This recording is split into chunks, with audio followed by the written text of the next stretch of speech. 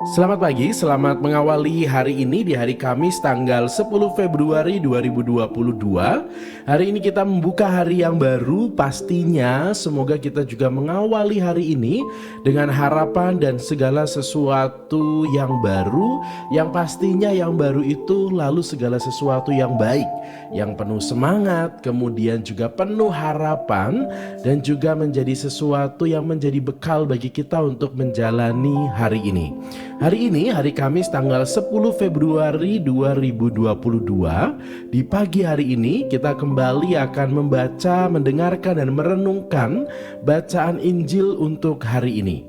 Hari ini bacaan Injil yang akan kita renungkan adalah dari Injil Markus bab 7 ayat 24 sampai dengan 30. Pada waktu itu, Yesus meninggalkan daerah Galilea dan berangkat ke daerah Tirus. Ia masuk ke sebuah rumah dan tidak mau bahwa ada orang yang mengetahuinya. Tetapi kedatangannya tidak dapat dirahasiakan. Malah di situ ada seorang ibu yang anak perempuannya kerasukan roh jahat.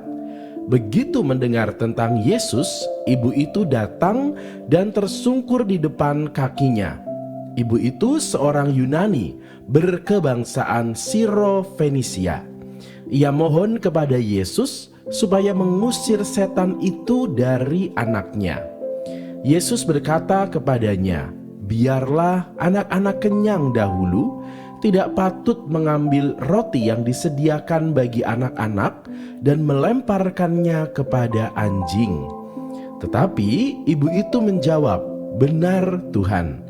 Tetapi anjing di bawah meja pun makan remah-remah yang dijatuhkan anak-anak."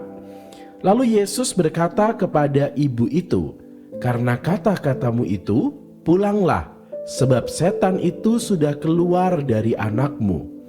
Ibu itu pulang ke rumah dan mendapati anaknya terbaring di tempat tidur, sedang setan itu sudah keluar. Demikianlah sabda Tuhan. Terpujilah Kristus. Saudari-saudara sekalian, di pagi hari ini kita diajak untuk merenungkan bagaimana perjumpaan antara Yesus dengan seorang ibu yang berkebangsaan Siro-Fenisia. Bagaimana dia yang merupakan keturunan Yunani, itu artinya secara keagamaan dan juga tradisi serta asal usulnya dia berbeda dengan jemaat Yesus kebanyakan, di mana kebanyakan jemaat Yesus yang saat itu percaya dengan kekuasaan dan juga mujizat Yesus adalah orang-orang yang lebih banyak berkebangsaan Israel dan beragama Yahudi. Maka di saat ada orang yang berasal dari latar belakang bangsa lain dan juga menghidupi tata cara beribadah lain, maka kita akan melihat bahwa kebaikan dan juga berkat Tuhan tidak terbatas pada batas-batas tertentu, termasuk pada batas-batas religiusitas dan juga batas-batas latar belakang kehidupan dan juga kebangsaan. Maka kalau kita melihat saking besarnya kasih Tuhan, kasih itu bisa menembus semua batas. Dari apa yang terjadi pada penyembuhan seorang anak perempuan dari seorang ibu yang memohon dengan sungguh-sungguh kepada Yesus, kita bisa melihat bahwa perjumpaan antara Yesus, sang ibu, dan pada akhirnya sampai pada kesembuhan adalah sebuah perjumpaan kasih, di mana seorang ibu menaruh kasihnya yang begitu besar kepada si anak sampai-sampai ia melepaskan semua identitas dirinya. Dia melepaskan identitasnya sebagai seorang manusia dan merendahkan diri serendah-rendahnya di hadapan Tuhan. Hanya satu yang menjadi pegangannya, yaitu cinta. Kalau kita bertanya apakah dia beriman, mungkin akan menjadi sebuah pertanyaan. Karena nyatanya dia adalah orang yang menghidupi agama lain. Maka yang menjadi dasar bagaimana ibu ini dengan segala kerendahan hati, segala permohonannya adalah cinta. Maka di sini kita bisa melihat bahwa cinta mengalahkan segala-galanya. cinta menembus batas-batas perbedaan, dan cinta memberikan harapan baru dan kehidupan baru bagi seseorang.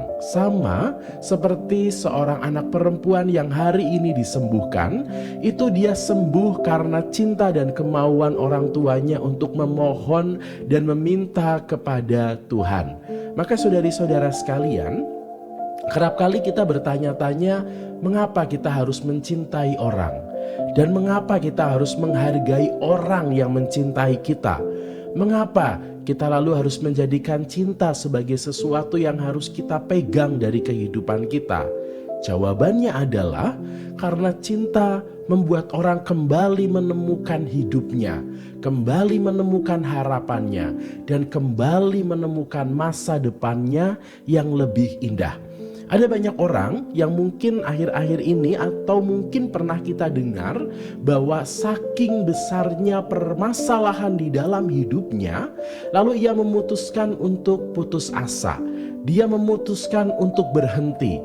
Dia memutuskan untuk, mohon maaf, mengakhiri hidupnya.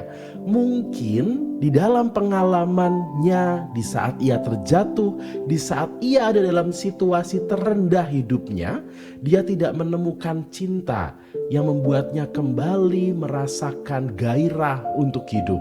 Maka saudari-saudara sekalian, mari kita melihat dan juga bersyukur kepada diri kita masing-masing, karena setiap dari kita punya kesempatan untuk mencintai, punya kesempatan juga untuk dicintai.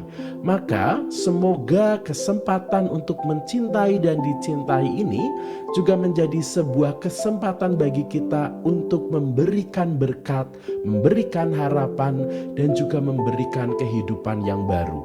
Ada banyak kisah-kisah di mana orang merasa putus asa hidupnya, orang merasa bahwa semuanya harus berakhir, tapi lalu mengurungkan niatnya karena ia menemukan ada orang yang bahkan hanya menyapanya, hanya tersenyum, hanya memberikan tempat untuk dia bercerita, memberikan tempat yang nyaman untuk dia pulang, memberikan tempat yang nyaman untuk dia kembali, dan memberikan tempat yang nyaman untuk dia terbuka.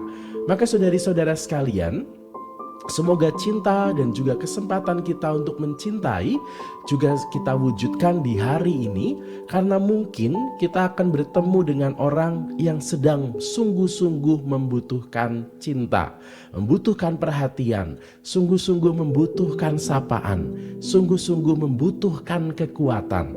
Dan bisa jadi berkat dan pertolongan Tuhan kepada mereka akan terwujud melalui kehadiran kita. Maka selamat berbagi cinta di hari ini. Selamat memberikan harapan kepada mereka yang mungkin tengah mengalami kesedihan. Selamat memberikan semangat baru kepada saudara-saudari kita yang mungkin tengah sakit dan menjalani pengobatan.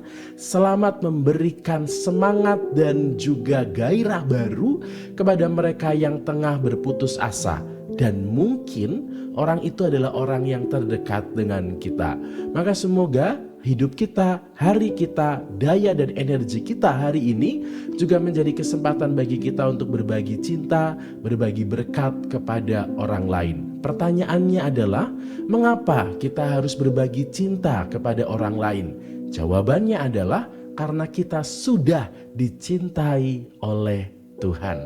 Maka karena kita sudah dicintai oleh Tuhan, salah satunya karena kita diberikan nafas dan hidup baru di hari ini, maka semoga hari ini menjadi sebuah harapan dan sukacita dan syukur yang menjadi awal langkah dan hari kita. Selamat pagi, selamat bersyukur untuk Anda semua yang hari ini punya banyak syukur, entah itu syukur karena perayaan-perayaan besar, karena hari yang istimewa atau hal-hal yang luar biasa, tapi kita juga semoga tidak lupa untuk bersyukur atas berkat kecil yang kita dapatkan, kita rasakan di hari ini.